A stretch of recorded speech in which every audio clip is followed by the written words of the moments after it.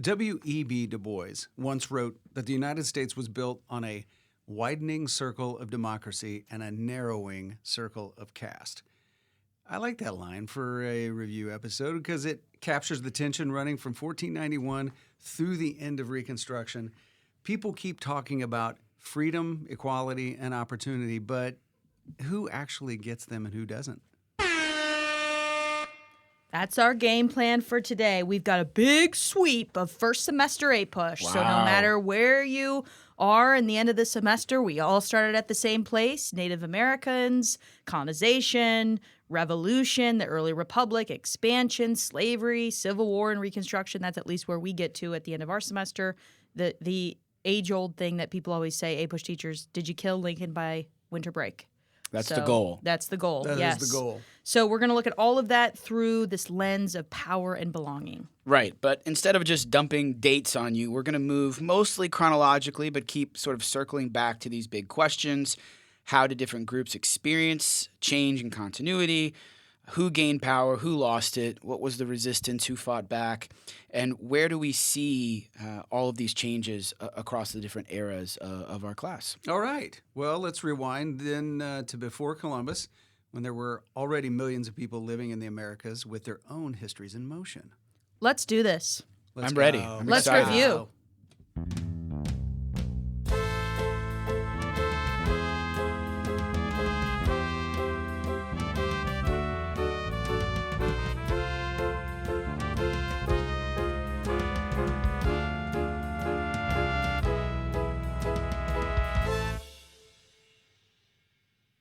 If you imagine a map of North America in 1491, don't picture empty land with a few scattered villages. Picture, instead, a patchwork of distinct regions and cultures, plains peoples hunting bison, Pueblo farmers in the Southwest, fishing societies along the Pacific Northwest. Excuse me. Oh, boy. I didn't know if you. I'm like, is Yeah. he going to make it I through thought you this? we were going to lose you I'm there getting for a little second. choked up. And last but not least, farming villages and confederacies in the eastern woodlands.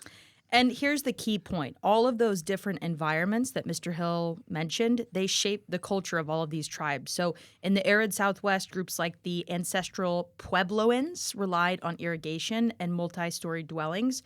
And then if we look to the Atlantic coast and in the Mississippi Valley, people built more permanent towns and settled, and they practiced mixed agriculture and sometimes formed larger political units, such as the Iroquois Confederacy. Right, the Iroquois Confederacy. That's always a good one to kind of have in your back pocket. Love it. Yeah. I always have one. Look, in my back pocket Right now. Guess what? I just pulled it out. Iroquois Confederacy. There you go. So when Europeans do arrive, the key here is they're not stepping into a blank stage. They're walking into someone else's complex world, and that matters when we talk about conquest and resistance.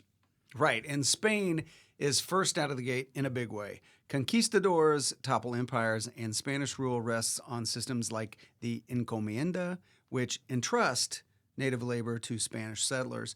Very quickly, reports come back and about not so nice conditions.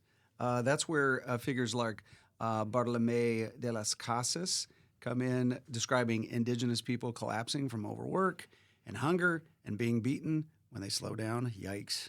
And at the same time, you get the Columbian Exchange out of this planting of the Spanish Empire in the Americas. You get crops and animals and germs crossing the Atlantic and vice versa back to the quote-unquote old world of Europe, Africa, and Asia.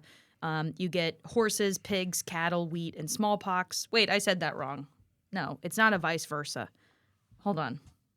Cattle, wheat, and Let me restart. Smallpox. Crops, animals, and germs are going to cross the Atlantic from the quote-unquote old world to the quote-unquote new world of the Americas. Right. Horses, pigs, cattle, wheat, and smallpox are going to go.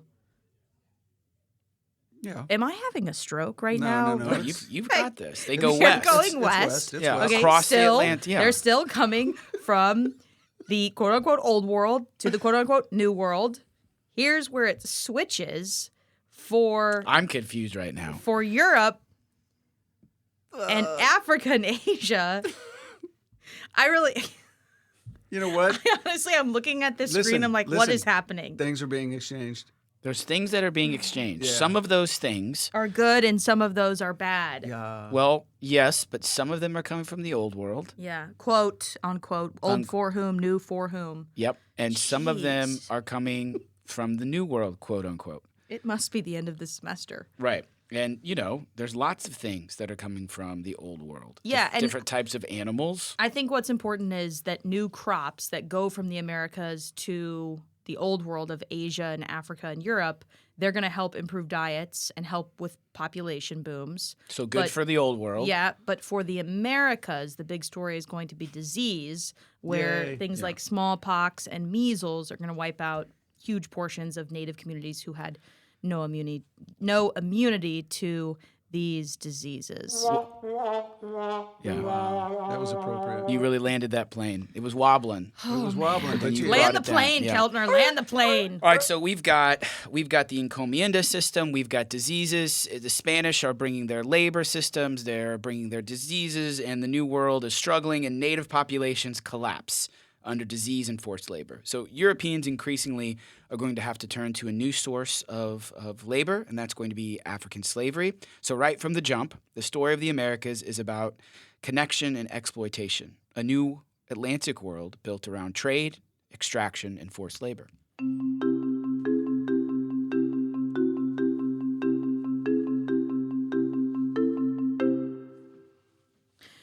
I shouldn't have pressed that button. That was a little too cheery for the end of the last segment. But nonetheless, all right, let's get into the British, right? Because that's what really is going to matter to what will become the United States. We know that Spain is early in the colonization process.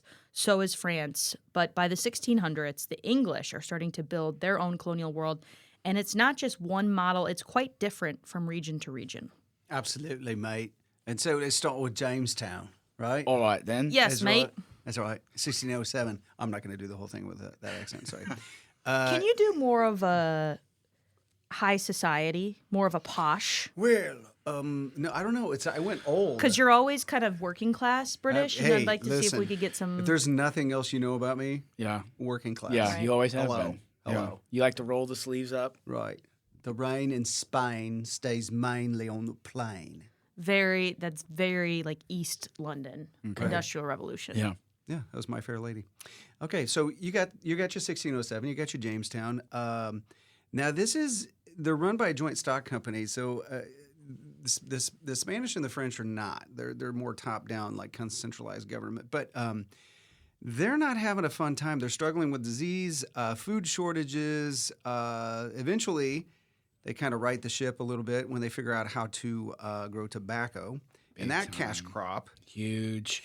big. The people can't wait to buy tobacco so they can kill themselves by smoking. That cash crop, it's in huge demand.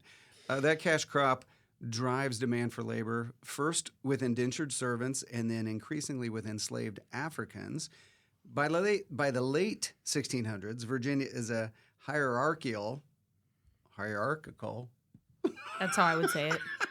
hierarchical society dominated by the planter elite. On top. Okay, so we have tobacco in the South. We've got this cash crop, this move from indentured labor to African slave labor. But let's contrast that with New England, especially Massachusetts Bay, where we've got Puritans. And they're bringing their families, their communities. They want to build a godly commonwealth. Their first governor, John Winthrop, tells them that they will be, quote, as a city upon a hill. The eyes of all people are upon us. So they're trying not to completely break from the Church of England necessarily, the way that some of the extremist pilgrims at Plymouth did, but instead they want to reform English Protestantism by example and be the shining light for the rest of the world to see. And this is going to lead to a lot of different social priorities because in New England, with this religious reason for colonization, you get a stronger emphasis on community and literacy because you got to read The Bible. the Bible. Yep. And then in the Chesapeake and the more southern colonies like Maryland and Virginia, the focus is much more on plantations and profit. So over time, you see more social and economic diversity across the colonies. And we just finished up, our unit on the Civil War and Reconstruction and this, sectionalism. And I think that's a connection to be made across time periods there. So some women and men live lives of intense labor in this early colonial period, spinning, hauling water, tending to fields, while a wealthy minority imports fine clothes and goods and relies on enslaved labor or servants for domestic work. And you're going to see this broadening, this tension, this economic between the haves and the have-nots start to appear. Bacon's Rebellion, 1676, awesome example of this. Frontier settlers in Virginia, angry about native policy and elite dominance, turn their frustration against Governor Berkeley, to which he says, "I don't care." It's a messy coalition of poor whites and enslaved Africans, and when the dust settles, elites in Virginia move more decisively toward racial slavery as a way to prevent cross-class uprisings. And meanwhile, by the 18th century, there's this wave of religious revival, and we call this the First Great Awakening. It sweeps through the colonies, and you have preachers like George Whitefield drawing huge crowds and emotional sermons about personal conversion. And even Ben Franklin, writing about what he is witnessing, talks about how almost an entire town moves from, quote, thoughtless or indifference about religion to singing psalms in their houses at night. And this is going to revive Protestant Christianity. And I think an important thing to note here is that this is a transatlantic movement. So that's a big theme of both the Second Great Awakening, and we'll get into the Enlightenment as well, that they're, like George Whitefield is from Europe, coming over and bringing this to the American colonies. But it subtly undermines hierarchy. So if any ordinary person can experience grace in a field with a preacher, you start questioning established churches, and eventually you may start to question other forms of authority. And so without even realizing it, colonial society is rehearsing for arguments about who gets to rule and who gets to interpret the truth. And that really is going to make an impact with the American Revolution. And that's a good sum up for kind of our second little section here. Moving on to revolution now. We're setting this up, the unfinished promise of 1776, if you will. The big break here, the big rupture comes after the 7 Years' War. Britain wins a massive empire in the New World, but also a massive debt. London looks at the colonies and says, hey, it's time to help. No, see, they wouldn't have said that because they're monarchs. Come on, go more Greenville or Lord North. Time to help pay for your own defense. Much better. There we go. Passing measures like the Sugar Act, the Stamp Act, the Townshend Acts. And colonists aren't just mad about paying money. It's more about a principle here. They're mad about how this is done. Taxation without representation in Parliament feels like an abuse of power to these American colonists. And this slogan, no taxation without representation, it's not just a legal technicality. It is a claim. It's an argument about who counts in the British system and who doesn't. So following the French Indian War and these new forms of taxation, protests start to escalate. You get boycotts. You get crowds gathering. Eventually, throwing oysters. They throw things. Oyster shells. Shells. They're sharp. They can be, quite sharp. Do you think they ate the oysters first? I hope they didn't waste them. I'd put a little hot sauce on there. Ooh. You know? Nice. A little cracker. I like a little oyster cracker with them. Yeah, saltine cracker would be great. A little lemon. Mm-hmm. All these things Tasty. are good. The crowds are angry and they throw oysters, and then you get other actions like the Boston Tea Party, famously, and the dispute becomes bigger than just taxes. In fact, Thomas Paine's famous Common Sense offers a radical argument that monarchy itself is absurd, it's irrational, that an island from so far away shouldn't rule a distant continent, and that ultimately reason would lead one to conclude that it's, quote, time to part from Britain. And I don't want to spoil anything here, but we do declare our independence as a result of this. 1776, probably a year, kids, that you need to know what was happening. About to celebrate the 250th anniversary coming That's up right. in 2026. 2026. Stay tuned. So the Declaration, Jefferson writes, it lays out the colonists' case to the world with that famous line that we're going to come back to a lot: all men are created equal and possess unalienable rights. But in practice, enslaved people, Native Americans, women, they're all left outside that circle. And the Revolution opens new possibilities, especially for white men, while leaving other hierarchies largely intact. Okay, and we're pretty much going to skip over the entire war of the American Revolution. It is long. It starts in 1775, technically, with Lexington and Concord and Bunker Hill, and then it's going to end really in 1781, but the peace treaty will be signed in 1783. And different groups are going to weigh their options here. Enslaved people take advantage of British offers of freedom. Native nations try to navigate between the two different sides to protect their lands. Loyalists are going to stay tied to the crown. And of course, we know the victory brings independence for the new United States, but not consensus on what the United States should look like. But the first attempt at a national government is the Articles of Confederation. This creates really a deliberately weak central authority. There's no power to tax, no executive, no judicial authority. It does manage one big achievement, which we always want to remind ourselves, like they did do the Northwest Ordinance. That was good. But after that, in setting up this practice for organizing Western territories and banning slavery, other than that, economic troubles and events like Shays' Rebellion, where indebted farmers rise up in Massachusetts, this convinces many leaders that, look, this thing isn't working. We need a stronger framework. Let's get together and see what we can come up with. Exactly. We need a little bit more teeth in the federal government. And that's the context for the Constitutional Convention then in 1787. The Constitution, written by Jimmy Madd, creates a more robust federal government with separate branches and checks and balances, but it also reflects compromises and limits. There's always limit. There's always going to be somebody that's left out. The 3/5 compromise ties representation to enslaved populations. Only in America would we make a compromise that said black people were 3/5 of a person, but that's what they did back in the day. So the continuation of the Atlantic slave trade would last for another 20 years, and no universal right to vote is spelled out. And so the Constitution is written in the summer of 1787, but then it has to be ratified by the states to actually take effect. And debate over that ratification is really going to heat up. And Federalists, those are supporters of this new Constitution, they argue that a strong national government is necessary to preserve the Union and to manage commerce, to make sure that we don't have other things like Shays' Rebellion and that we have a strong economy. Anti-Federalists, on the other hand, they are not a political party. They are those who oppose the new Constitution because they worry that it will produce a new aristocracy. And historian Gordon Wood, we've mentioned him before, he emphasizes how many Americans saw social inequality and elite influence persisting before and after the Revolution, despite all of this talk of equality. The key here is that these tensions don't simply disappear once the Constitution is ratified and goes into effect. They're baked into the system, and they're going to keep resurfacing. We're going to see a lot of continuity here across the first half of our class. And it's questions like, how flexible is federal power? Who's federal power supreme? How much rights do states have? Do individuals?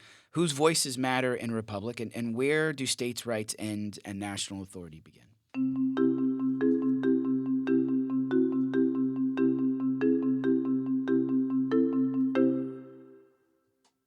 All right, let's get into the next section. Moving right along. Do it. Yeah, moving right along. The early republic, the new national period here. In the 1790s and early 1800s, leaders have to figure out how this new government actually works. And you've got Alexander Hamilton. I am not throwing away my shot. Miss Kellner, why did you give up on your dream of performing on Broadway? Because Lin-Manuel Miranda took it from me. Okay, that's what I thought. Just like he took the lead spot in the musical he wrote. And who should play the lead? Me. Well, That's what he said. He kind of does get to call those things, right? I If he guess. wrote the whole thing. I guess it's not enough just to be the genius who wrote it. And it was genius. I got to tell you, I thoroughly enjoyed it. So Hamilton is going to push for a national bank and federal assumption of state debts, leaning on the Constitution's necessary and proper clause. Opponents, like Thomas Jefferson and James Madison, are going to be worried that this stretches federal power too far and favors commercial elites. And foreign policy is going to add fuel to this debate between the emerging political opponents of Hamilton and Jefferson and conflicts with Britain and France, especially because, of course, that's eternal in history. Britain versus France, France versus Britain. And the quasi-war with France in the late 1790s is going to showcase this. We don't actually go to a declared war with France, but it's undeclared. And domestic opposition all lead to the Adams administration passing what's called the Alien and Sedition Acts, which criminalizes certain kinds of criticism of the federal government. And oh my gosh, we don't have anything about George Washington. Well, I See think ya. we assume our intellectual audience knows They know all Washington. about it. Yeah. We're just It's hitting kind of the finer- father of the country finer kind of a thing. points. All right, so we're in like 1798 and right now. maybe we everybody. say Washington had two things he warned us against, and they are Political parties And eating cheese that is past its expiration date. that and- no foreign alliances or entanglements. excellent. Okay. I But guess the that cheese one. thing too. Sure. So Jefferson and Madison respond Wait, to that's like George Washington's me every day asking Garrison, "Do you think this looks okay?" No, you Every do- single at thing I lunch. eat at Everything- lunch, I'm like, yeah. "Hey, do you think this looks okay? Do you think I can eat this?" and I just always say yes. Yeah. I assume that it's going to be okay. yeah, I haven't gotten sick Yeah, yet. so far so good.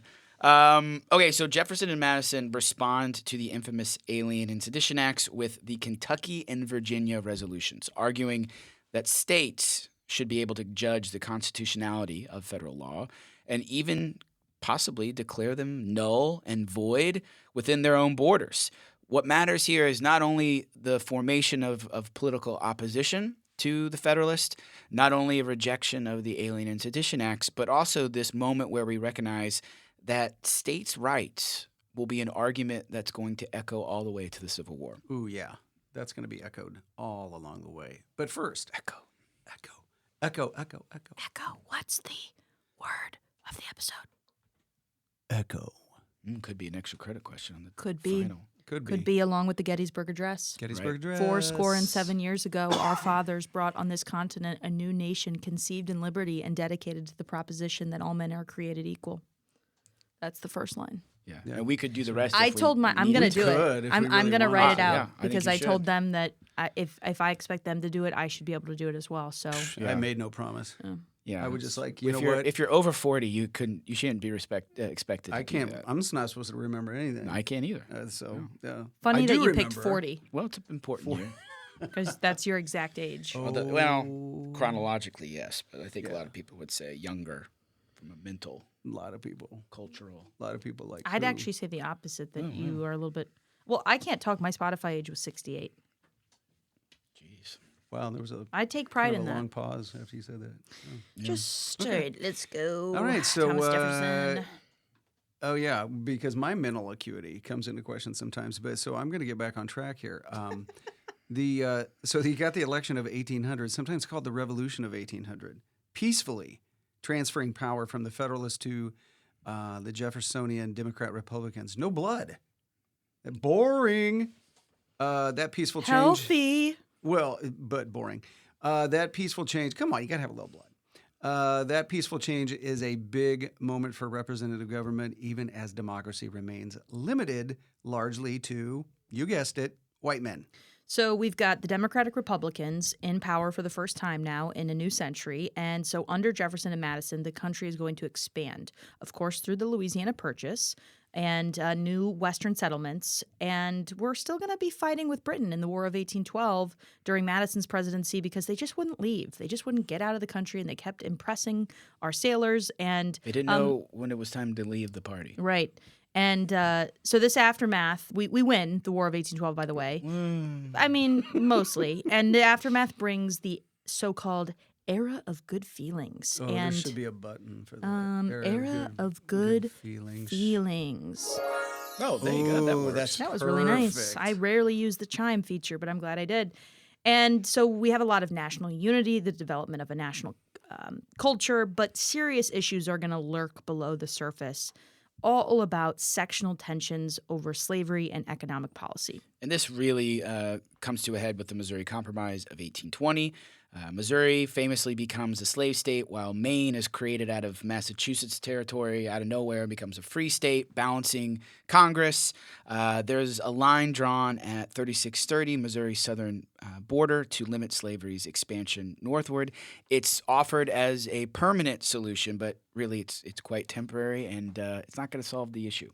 Right. And meanwhile, the economy is transforming. It is We're experiencing improvements in transportation, like turnpikes and steamboats and the Erie Canal. All of these will create a more integrated national market. Cities grow, factories multiply, and the United States edges toward an industrial future.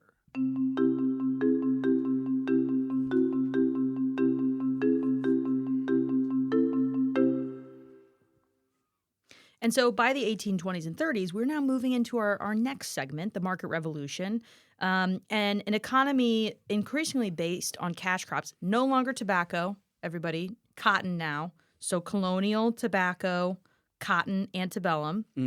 Yeah. And so this economy is going to be based on cash crops, wage labor, and long-distance trade. And you're going to see it very vividly in places like Lowell, Massachusetts, life of a Lowell girl, where textile mills are going to hire young women from rural New England, and they're going to board them in company housing and impose very strict schedules. And at the same time in the South, you have the invention of the cotton gin.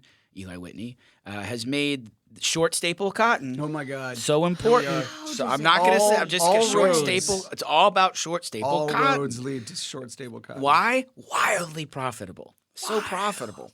And cotton production becomes incredibly important. This requires more and more enslaved people to provide the necessary field work to make this product possible. It's going to link Southern plantations to these northern mills and also to British industry. And slavery is essentially going to become so entrenched and central to the national economy that Southerners can't imagine a world without it. And not just economically, but our political culture is changing as well. Many states drop property requirements for voting for white men, so now poor white guys can vote. And candidates like Andrew Jackson present themselves as champions of the quote-unquote common man. Jackson's presidency sees high drama. The nullification. Excuse me.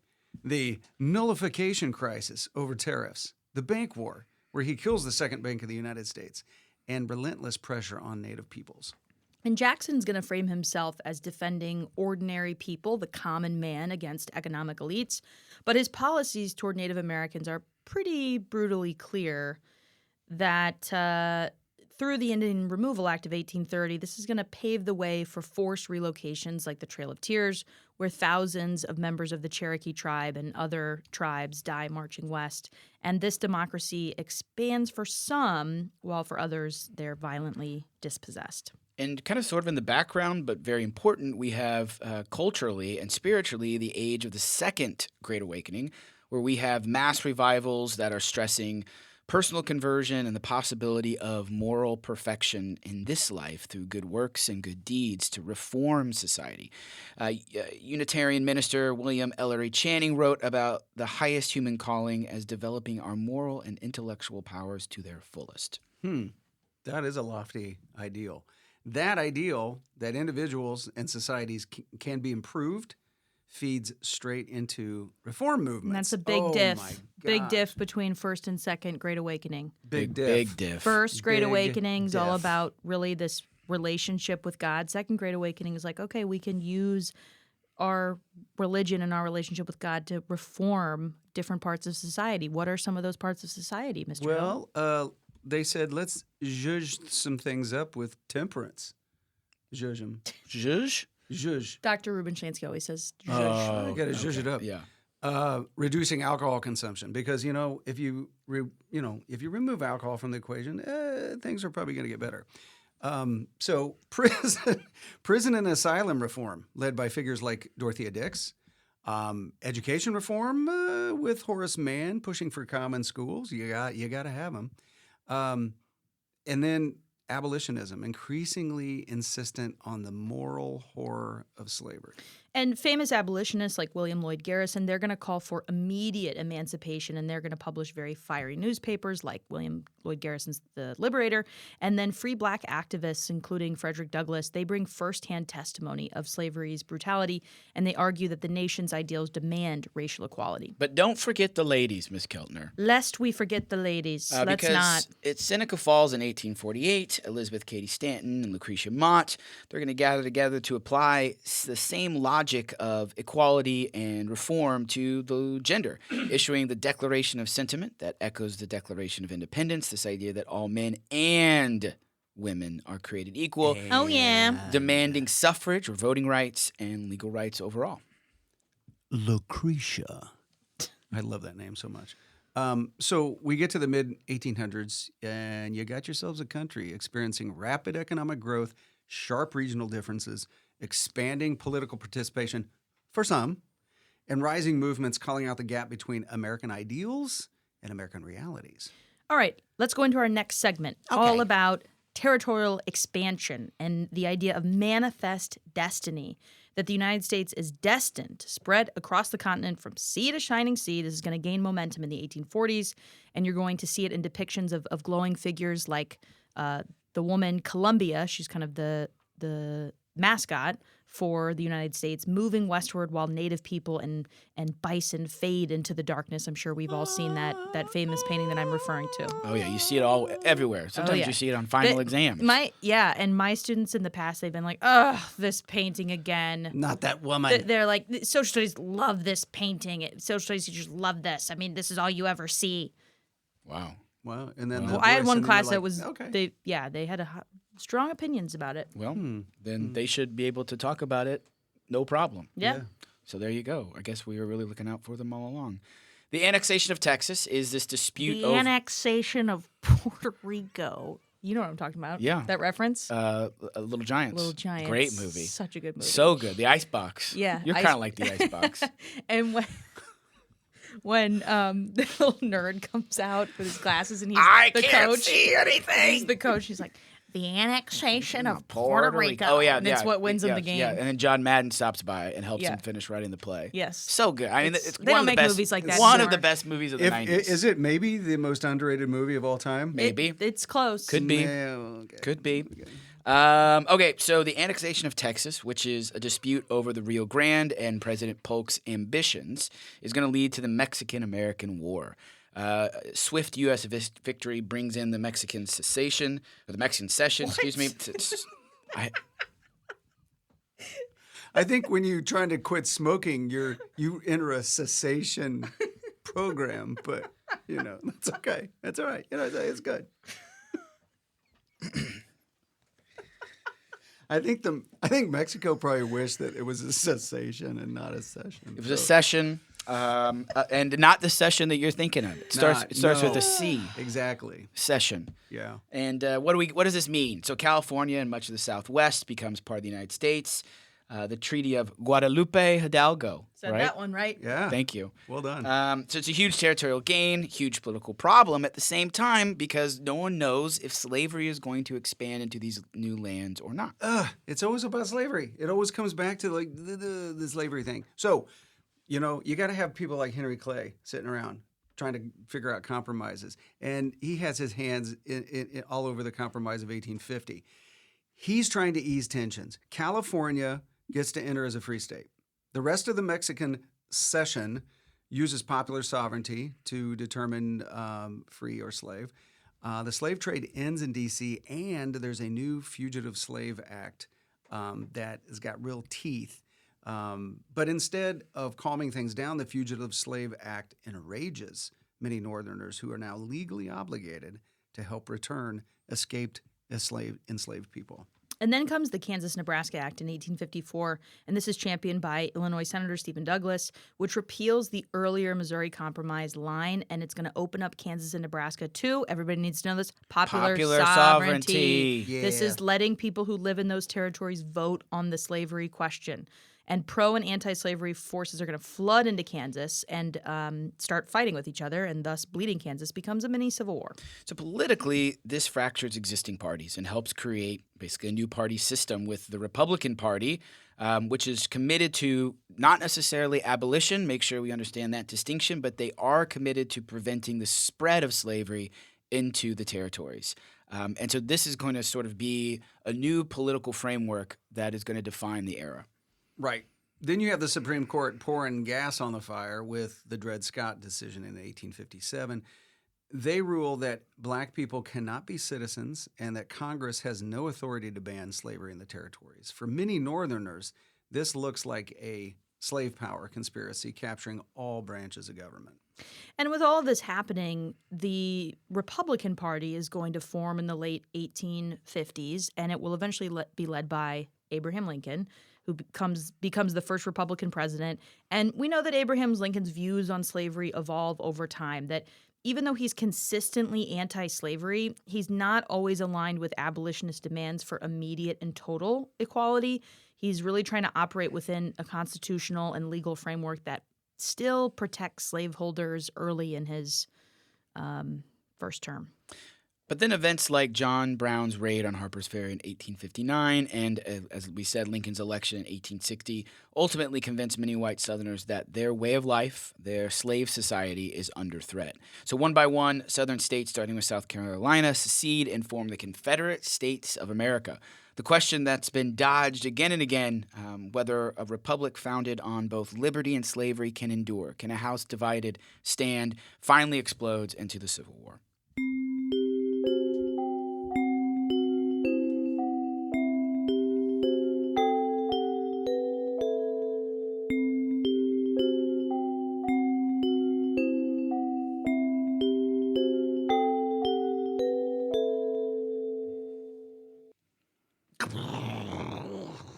That was the sound of Fort Sumter being fired upon. Nice. And the only casualty, a donkey. Or a mule. A mule. A mule. Similar. So when the Civil War begins in 1861, Lincoln frames... He was covering his mouth. Yeah. Can you guys hear me okay? Okay. So, much clearer. Lincoln frames it as a fight to preserve the Union, not explicitly to abolish slavery, something that Ms. Keltner just alluded to. He's trying to hold together a broad coalition, including slaveholding border states that remain in the Union. But enslaved people themselves start pushing the issue, and as Union armies are going to move into the South, enslaved men and women are going to seize the chance to flee plantations, seeking refuge behind Union lines. Generals are going to improvise policies to treat them as contraband of war rather than return them to Confederate owners. So by 1863, the war has reached its turning point. We've got the Battle of Antietam, which afterward Lincoln feels justified in issuing the Emancipation Proclamation, declaring enslaved people only in areas of rebellion, but still nonetheless symbolically important to be free. Legally, though, it doesn't apply to border states or really Confederate areas under Union control, but it transforms the war's purpose. It invites black men to serve in the Union military. So around 200,000 black soldiers and sailors fight for the Union. Historian Howard Zinn points out that even as they risk their lives, they face discrimination. They have to suffer from lower pay, dangerous assignments, and racist violence in northern cities. Their experience shows both the possibilities and limits of freedom during the war. And so in 1863, Lincoln is going to deliver the Gettysburg Address, which is a very short speech. Very short. 270-ish words that reframes the war as a test of whether a nation conceived in liberty, dedicated to the proposition that all men are created equal, can survive. And so he's going to reframe the purpose of the war now from before it being to preserve the Union, and now he's going to call for a new birth of freedom so that government of the people, by the people, for the people shall not perish from the earth. I thought you were Lincoln. So powerful. Thank you. Yep. One of the best speeches of all time. I went method there. Oh, yeah. By 1865, after total war campaigns like Sherman's March to the Sea and the grinding battles of the Overland Campaign, the Confederacy ultimately collapses. Lee surrenders his Appomattox. Lincoln, though, is tragically assassinated days later, and the United States now faces a new question. What does victory mean without the guidance of Lincoln? Right. And so 3 amendments begin to try to answer that, and these are super important, you guys. 13th Amendment, first big step, abolishes slavery. 14th Amendment, second big step, defines citizenship and promises equal protection under the law. And then third step, the 15th Amendment, prohibits denying votes on the basis of race. On paper, these are revolutionary changes. The question is how and whether they will be enforced. And Reconstruction now of this torn apart Union is one of the most hopeful but also heartbreaking periods in U.S. history. And historian Eric Foner, calling him out again, calls it America's unfinished revolution. So he says this because at first we have Lincoln's ideas, which unfortunately die with him, but then we have presidential Reconstruction led by his vice president, now President Andrew Johnson, a Southern Unionist Democrat who actually offers quite generous pardons to any and all ex-Confederates, which allows Southern states to start reforming their governments and really without any too strict of requirements here, those governments turn around and quickly pass the Black Codes, which are laws restricting black mobility, labor, and civil rights. It's an attempt to resurrect slavery's control, but just under a different name. And so congressional Republicans, especially the radical Republicans, are outraged by this, of course. They override Johnson's vetoes to pass the Civil Rights Act of 1866. They push through the 14th Amendment, and they enact the Reconstruction Acts. That places the Southern states under military rule until they write new constitutions and guarantee black male suffrage. And during this period of this congressional radical Reconstruction, we actually see the United States come closer than ever to a multiracial democracy in the South. And black men are going to vote. They're going to hold local and state offices, as many as almost 2,000, and even serve in Congress. And new state constitutions are going to establish public school systems. And the Freedmen's Bureau is going to help build schools, negotiate labor contracts, and reunite families torn apart by slavery. But at the same time, economic realities are harsh. Most freed people don't get the land they'd hoped, the so-called 40 acres and a mule. It's more of a myth than reality. And instead, many end up in a system of sharecropping arrangements, renting small plots of land from white landowners in exchange for a share of the crop. Debt and manipulation is going to trap black families in cycles of dependence that look disturbingly like the old plantation system. And then white Southern resistance hardens into organized terror. The KKK, similar groups attack black voters, teachers, officials, as well as white allies. Congress responds with the Enforcement Acts, sometimes called the Ku Klux Klan Acts, that allow federal intervention to protect civil rights. And for a few years, federal power genuinely shields Southern black citizens in some areas. But the will to sustain that effort erodes, unfortunately. Economic problems like the Panic of 1873, that's just another word for an economic depression, scandals in the Grant administration, and racist attitudes among white Northerners, they're going to feed this Reconstruction fatigue, this sense that, all right, we've done enough. All right, aren't we good? Aren't we fine? Let's move on. That was a fatigued voice. That was very fatigued. Observers like Carl Schurz, the German radical, note that many white Southerners have, quote, no national feeling and still assume that black people exist mainly to raise cotton, rice, and sugar for whites. Yet by the mid-1870s, Northern voters increasingly turn their attention elsewhere.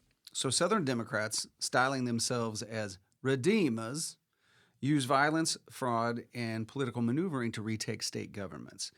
The contested presidential election of 1876 ends with a behind-the-scenes deal. We've seen this movie before. The Compromise of 1877. I've seen this film before, and I didn't like the ending. Okay. That's a Taylor Swift song. That is a Taylor Swift. I knew that. Very Nice. good. Which one? T-Swizzle. I think the name of it was, I've seen this movie before. And I didn't like the ending. Exile. Yeah. Exile. Obviously. That was going to be Obviously. that was my second choice. Yep. So the Compromise of 1877 that effectively ends Reconstruction by withdrawing federal troops from the remaining occupied Southern states. And this is what Du Bois described so powerfully from our previous episode. The slave went free, stood a brief moment in the sun, and then moved back again towards slavery. Black Southerners, they're not re-enslaved technically, but over the next decades, things like Jim Crow laws, voter suppression, and racial violence are going to strip away many of the political gains that happened during Reconstruction. Yet, even in this quote-unquote new South, shaped by white supremacy and a move toward industrialization and a mixed economy, black communities keep building institutions, churches, schools, mutual aid societies, and producing powerful critics of the Jim Crow era. Later, you have figures like Ida B. Wells who will expose lynchings as, quote, our country's national crime, insisting that the story of freedom is far from finished, just as our class is far from finished. Oh, And that's that. But though. that is our first semester. On the that is first really- semester. Feels good. Feels right. Yeah. So do we want to just wrap up like talking about some big themes to carry forward? Yeah. I mean, yeah. Okay. Let's Say some big yeah. themes, Hill. Let's just reiterate here. Okay, so if we zoom out from 1491 to the end of Reconstruction, what are we carrying with us? I'd say that we are carrying with us the ideas of freedom, right? And that freedom is contested. Who gets that freedom? Who doesn't? The idea of power and structure. Once again, who has power and who doesn't? Ideas of continuity and change over time. Ideas of how big of a government do we want to have? A big one or a small one? And voices from the margins, they matter. Right. Well said. And we're going to, don't worry. We're going to keep talking about these themes. Oh, we're going to keep talking. We're going to keep talking. We're going to keep And it's- talking. In all 34 countries. It's kind of exciting because we are pretty much caught up to, not quite, but pretty much caught up to where we first started the show, season 1, episode 1. We are, but I still think we should redo all of those episodes anyway because our sound wasn't always the best. So I actually think we should get through a whole year. We should just do the whole You wanna- curriculum. This is a conversation for Okay. later. We Now, don't why need to are do we this having on this air. right now? Okay, This is, okay. We don't need to do this Just on a air. little We don't need to inside air baseball. our Right. We'll fight this fights out here. later. Okay. Thank you, everyone, for listening to our review. If you keep studying U.S. history, we're going to see that these themes will keep resurfacing. And so we're excited to talk about them next semester. Thanks for tuning in to A Push for All. If you liked the episode, be sure to subscribe on Spotify, Apple iTunes, YouTube. Leave us a review. Send us a message on Instagram at A Push for All. Good luck on your exams, everybody. And until next time, keep learning from yesterday to make sense of today.